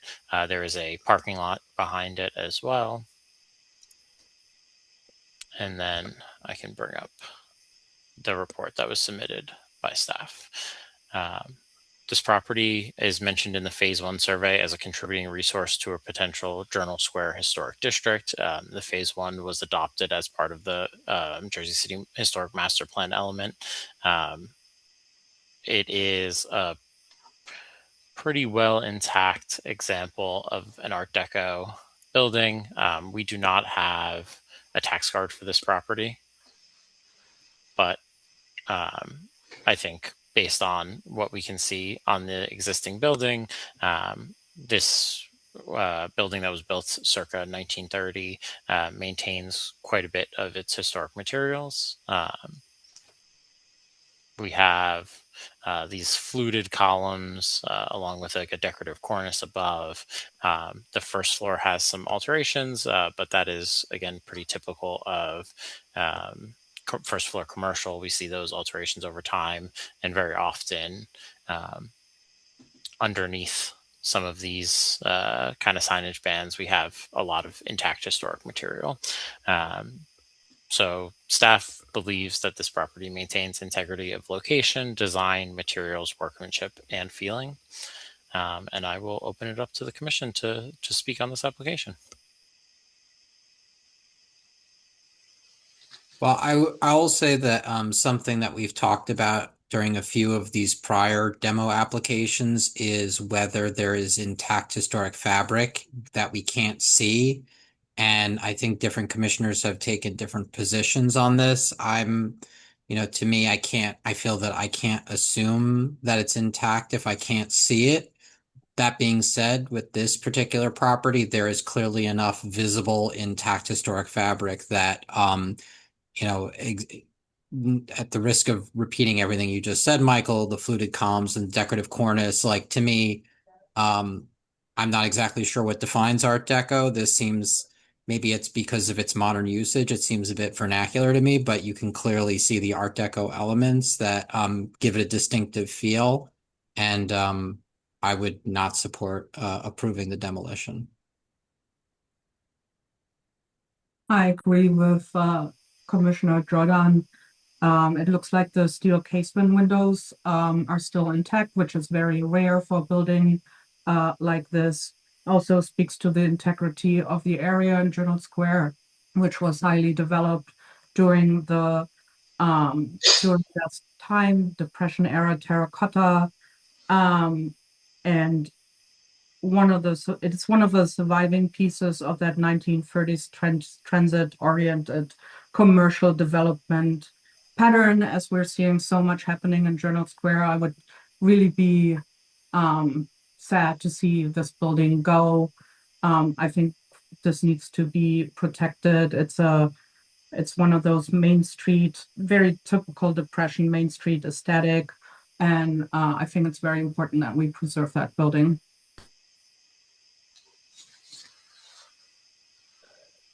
I'm going to agree that I don't believe demolition is warranted in this case.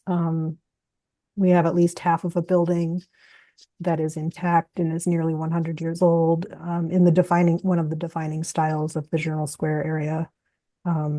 Whether or not any material remains behind the big sign band, maybe not. There is quite a bit of context here for any potential future restoration, or even if it remains as is for a long time. I'm going to go on record to say I agree with my colleagues here. And with that said, I have nothing additional productive to add. It's just, aside from the awning and the windows, it's pretty straightforward on that top there. Who knows what's behind the awning? Okay, maybe we'll move into public comment. Okay. Are there any members of the public present who wish to give public comment on this application? Okay. Sharon, I see your hand raised. I will also just note before we make a motion for public comment, Charlene, I do see your hand raised as well. I don't know if that's a holdover from the little bit on the last application. If it is not, you can choose to lower your hand. But if it is, I'll promote you next for public comment. Anyway, anyone want to make a motion for to open public comment? Motion. Second. All in favor? Aye. Aye. Sharon, I'm going to promote you.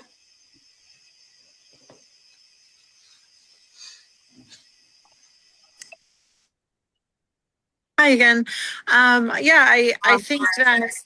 We just McCormick? have to note for the record that you're still under oath. Correct. I just wanted to state that you are still under oath and you remain under oath. You were previously sworn. Thank you. Thank you. I just wanted to reiterate what the commissioners already stated, that I think it would be such a shame to demo a historic asset like this Art Deco building. It's very special, and it really the biggest mistake, other than demoing it, is that the fact that it's not already part of the Art Deco district just around the corner. Thank you. Thank you, Sharon. Okay, Charlene, I still see your hands raised.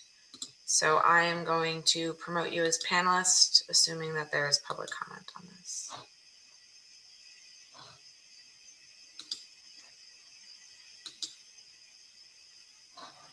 Okay.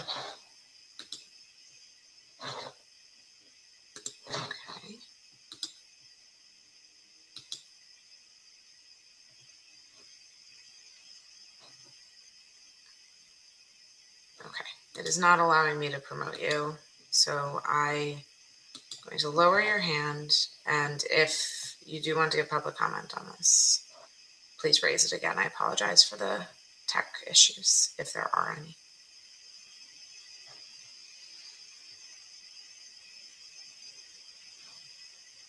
Okay, I do not see the hand reappear, so I'm going to assume it's a carryover. All right, we have no additional members of the public who would like to speak. So if the commission would like to make a motion to close public comment. Motion. I'll second.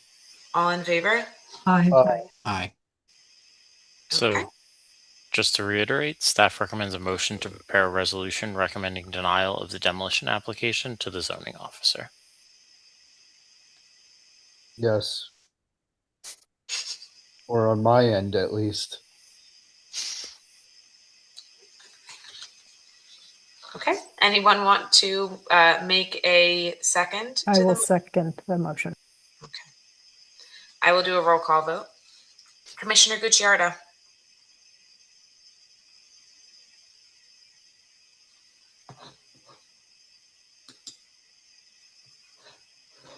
Stephen, you need to unmute yourself. Sorry, aye. Commissioner Gunther, Aye. Commissioner Gordon, Aye. Commissioner Edgecombe, Aye. oh, Mandy, I think you're also on mute. Oh, aye. Can you hear me? Thank you. Perfect. Commissioner Callback. Aye. Okay. Sandcamp, Sakong, Blazak, Kay, and Cronin are absent. Chair Gariga. Aye. Okay, there are 6 in favor, none against, no abstentions. The motion to prepare a resolution is approved. Okay, on to the next. Corey, if you'd like to call the next case. Yes, that's going to be 81 Atlantic Street, B-25-2406. Okay. As with the other applications, are there any members of this application team who are present to address the commission? If you are, please use the raise hand function at the bottom of your screen. If you're on the phone, you can press *9. Okay, staff sees no members of the applicant team present for this application. So Michael, I believe you can proceed with the staff presentation. No problem. I will take it away. So again, we have the survey that was submitted by the applicant. We're near the corner of Atlantic and Sackett Street. It's a 2-story frame dwelling. For this one, we actually do have a 1938 tax card photo. It's on the screen right now. And then this is, I believe, this is the photo. Sorry. I believe these are the adjacent photos. Let me just 81 is confirm. the blue house. Yeah, 81's the blue house. I think that let me just stop sharing for 1 second. I opened up the photos that they submitted, and I thought that I had one of the house, but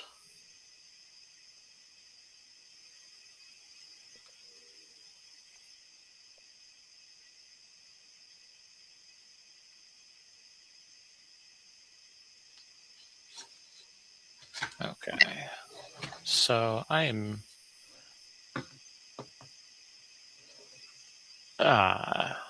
have apparently the applicant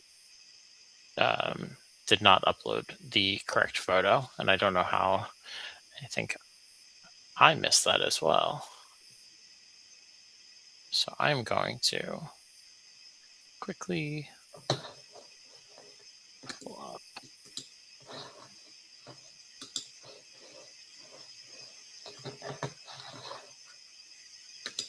Okay. Quickly pulled up Google Street View. I believe that the applicant had submitted one more photo, but it might not have moved over when we switched it over from Tyler into the open portal. So we have Google Street View, and it is the blue property in the middle. The white and the brick properties flank it on either side. So this building was constructed about 1900.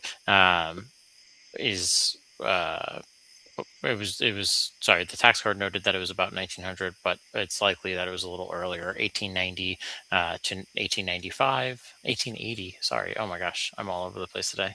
My first Zoom meeting, I've got the flusters. This property is mentioned in the Jersey City Historic Preservation Master Plan element. And it is representative of the Italianate architectural style. Has a nice Italianate cornice that's remaining. This property has undergone some alterations. If I just quickly flip back to the tax card, you could see it has lost its porch, has replacement windows.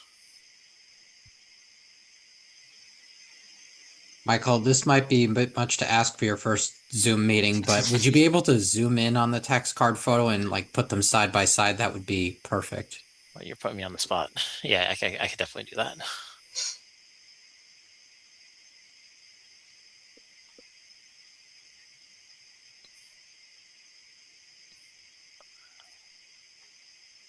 Amazing. Thank you. Are we able to see them? Are they close enough? Yeah, that's great. Okay. So we have replacement windows, but they look to be roughly the same size and fenestration openings. A replacement porch, very likely a replacement door. But we have the intact cornice as well as an intact location. If you look down the street, we have a very uniform and intact streetscape with very little modern intrusions. So staff believes that the property retains integrity of location, design, materials, workmanship, and feeling. And I will pass it over to the commissioner. I agree that the building retains those 5 characteristics. Even if you can, it looks like possibly the first floor windows were reduced to a standard size, stock size window. The framing may be there. There's a lot of, context on the block for, I mean, it's shocking how much is still similar to this photo.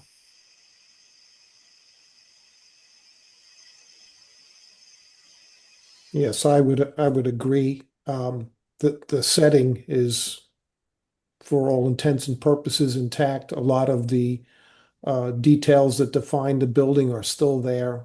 It hasn't been added to or subtracted from. Its location, design, workmanship is still evident.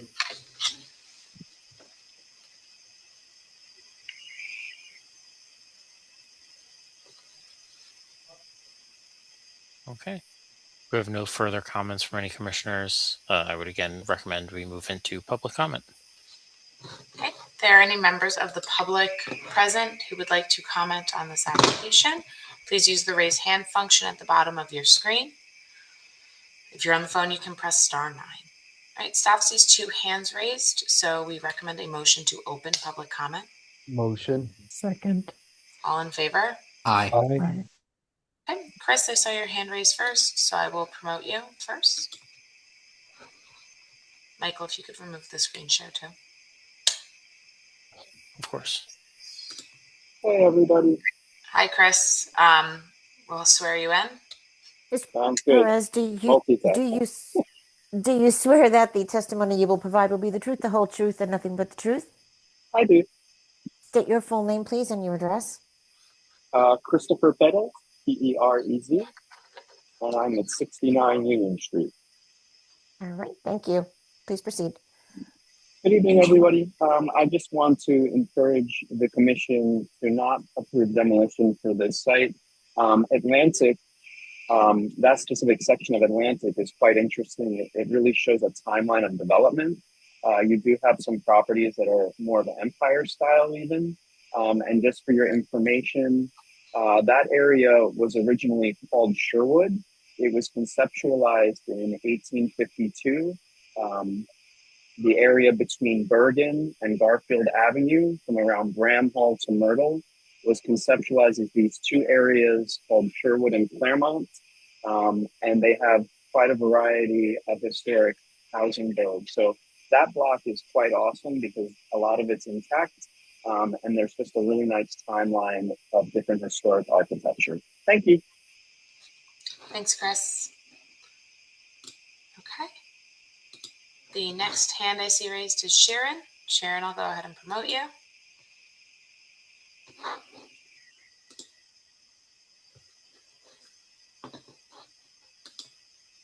All right, we see you, Sharon. Hi again. Ms. McCormick, you remain under oath. Yes, thank you. I believe it's 66 Atlantic. That's just across the street. And it's absolutely been kept up and restored, and it looks beautiful. And I don't think that it would be any stretch of the imagination to think that with a little bit of TLC, this property that's up for demolition review could be just as beautiful as 66 Atlantic.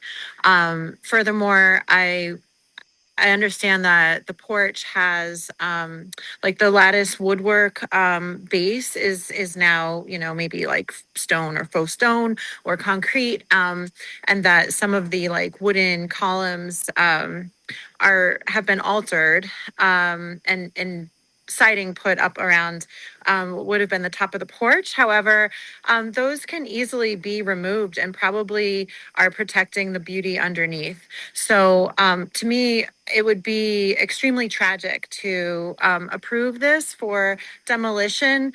And it would be just as tragic for me personally as someone who lives on a block that had some demos approved on a mostly intact block. So it really reminds me of what happened at 124 Glenwood, which was demolished. And I think that, you know, mistakes were made, and this building absolutely should not be demolished. Thank you very much.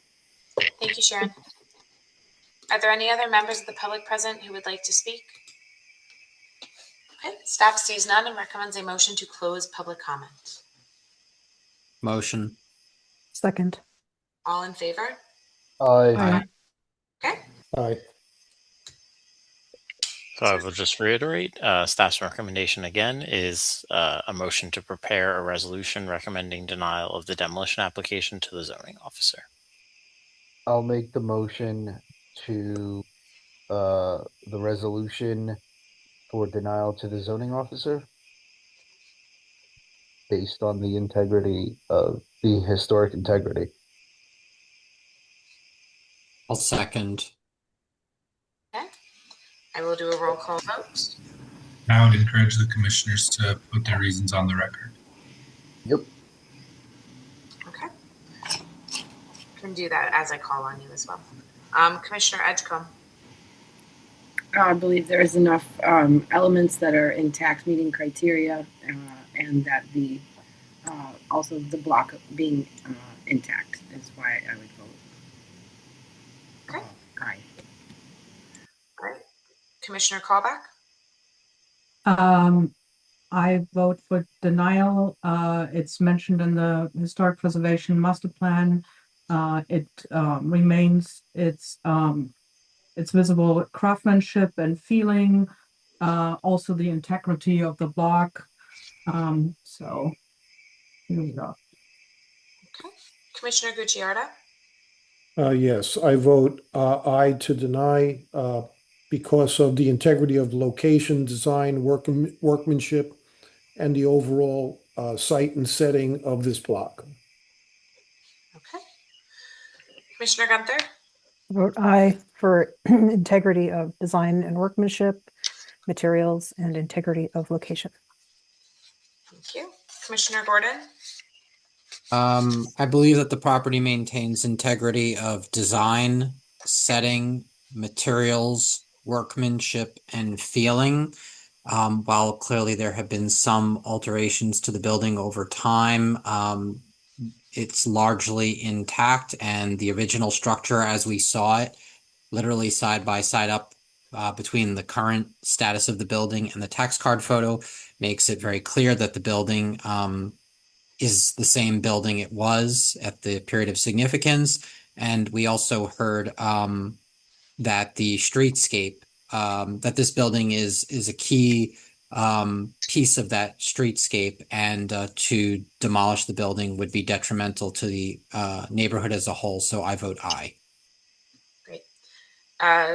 Commissioners Sandkamp, Sakong, Blazak, and Kay and Cronin are absent. So that leaves us just with Chair Griga.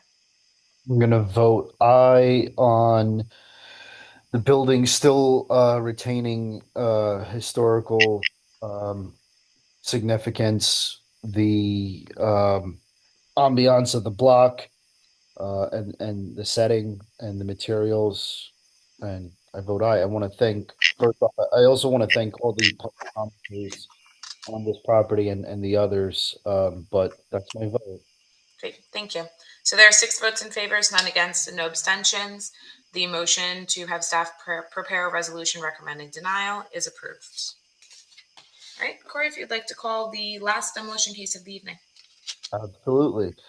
That's going to be 273 Bergen Avenue, B-26-0165. Okay. Are there any members of the applicant team present for this application? If there are, please use the raise hand function at the bottom of your screen. If you're on the phone, you can press *9. Staff sees no members of the application team present, so Michael, I believe you can proceed with a staff presentation on this one. Sounds good. So I pulled up what was submitted. I hope everybody can see it. Robert, I got them Yep. side by side ready for you. So this is 273 Bergen. So this is right on the corner, right as you're going down Bergen. This building was built circa 1909, 1910. It's a brick dwelling with a projecting bay upper story. And this was mentioned in the historic preservation master plan element. This really features as one of the a really great example of a detached brick single family house with a slightly more vernacular attempt at a Tudor revival style. So we have this photo that was submitted, and then we also have this photo of the back along with the outbuilding that is behind it. So again, staff believes that this property maintains architectural significance due to the integrity of the location, the design, the materials, the workmanship, and the feeling. Let me just get back to this photo. As you can see, the building is incredibly intact. There are few, if any, alterations. Sorry. Dogs barking away.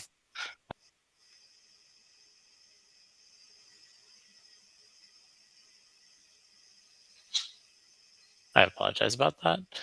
But you can see that the first floor, we still have these masonry arches, as well as the entryway. It is likely that the front door is a replacement, but the window fenestration appears to be intact. You have the stick style upper decorations that are very emblematic of Tudor revival.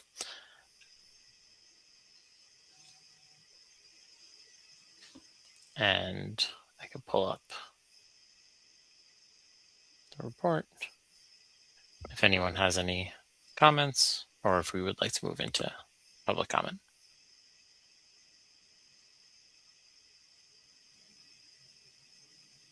I think this is a building that speaks for itself. It's a highly distinctive architectural design. I think you said Tudor revival style. Remarkably intact.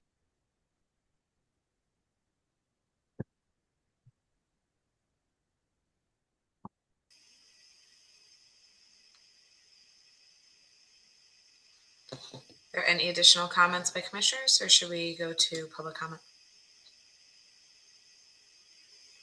I'm okay with public comment. I mean, it's pretty straightforward, like Commissioner Gordon said. All right. If there are any members of the public who would like to speak regarding this application, please use the raise hand function at the bottom of your screen. If you are on the phone, you can press *9. Okay. Oh, Chris, I see you, and I will promote you.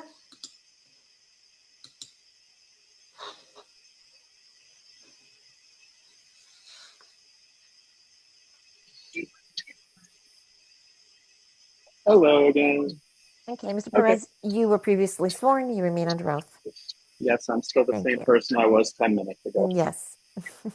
So I would discourage demolition of this property.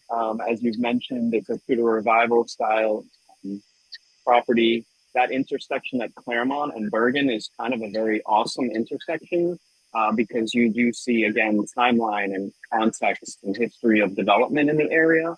You have more Victorian style structures at the other opposite corners.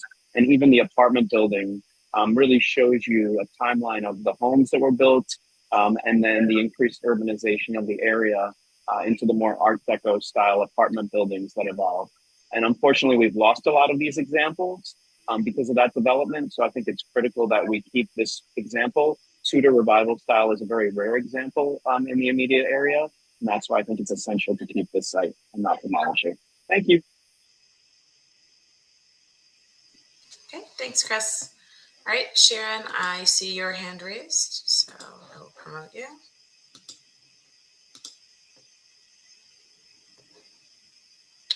All right. And Ms. McCormick, you remain under oath. Thank you. I agree with what's already been said, and I find that such a beautifully well-crafted and intact structure. It's essential that it not be demolished. It would be extremely discouraging to see anything happen to this architectural asset in Jersey City. And as a passionate member of the Jersey City Landmarks, I have to say it's a bit shocking to even see it being proposed for demolition. Thank you. Thank you. All right, are there any other members of the public who would like to speak regarding this application? Staff sees no hands raised and recommends a motion to close public comment. Motion. Second. All in favor? Aye. Aye. Are there any additional comments from commissioners, or should we get into the staff recommendation on this one? I mean, I think the commissioners agree here. So why don't you just go into it? Michael? So again, staff's recommendation is to prepare a motion to prepare a resolution recommending denial of the demolition application to the zoning officer. The building maintains integrity of location, design, materials, workmanship, setting, as evidenced by the 1938 tax code photo, is staff's recommendation. I'd like to make that motion verbatim. I will second the motion. Okay, we'll do a roll call vote. As always, you are encouraged to justify your vote at the time that I call your name. Commissioner Callback. I vote aye for denial. It's on the historic preservation master plan element. It is a very intact, interesting Tudor style house. The craftsmanship and integrity, workmanship, feeling, and very few alterations. I don't see any reason why this should be demolished. Thank you. Commissioner Gucciardo. Yes, for all the same reasons mentioned by both Michael and Nathalie, plus the condition. I mean, it's incredibly in good condition. I mean, the chimney is still erect and straight. I mean, it's just amazing how well it stood the test of time. And in addition to that, the rarity of this particular type of design, I would vote aye. Okay, thank you. Commissioner Gunther. Also aye. The property retains integrity of design, materials, workmanship, and setting. Thank you. Commissioner Gordon. Yeah, I agree that the property maintains integrity across most of the criteria. This is just a fantastic example of the Tudor revival style with the decorative half timbering, the asymmetrical layout, the full width brick porch, and the tall chimney. There's also the bay window and the dormer that are very distinctive, and it's highly intact. So I vote aye. Okay, thank you. For the record, Commissioners Sandkamp, Sakong, Blazak, and Commissioner Edgecombe. All right. I echo all of my fellow commissioners' statements. The craftsmanship, the integrity is intact. The rarity of that Tudor-style architecture for Jersey City as a historic property. So I vote aye to deny. Thank you. Apologies for almost skipping you. I caught myself. For the record, Commissioners Sandkamp, Sakong, Blazak, and Kay and Cronin are absent, which just leaves us with Chair Grega. I'm going to vote aye. I'm going to echo what my fellow commissioners have said. At the end of the day, this is, historically significant still. So, yeah. Okay, thank you. All right, there are 6 votes in favor, none against, with no abstentions. The motion for staff to prepare a resolution recommending denial is approved. All right, we have a handful, moving on the agenda, we have a handful of demolition cases that are tabled. We have no update on these cases. We hope that they will come before you soon. We have no resolutions to introduce or discuss and no resolutions to memorialize. We do not need an executive session, so this just leaves us with adjournment. Motion. I'll second. Okay. For the record, staff notes it is 8:49 p.m. All in favor of adjournment? Aye. Aye. Motion passes. Thank you, everybody.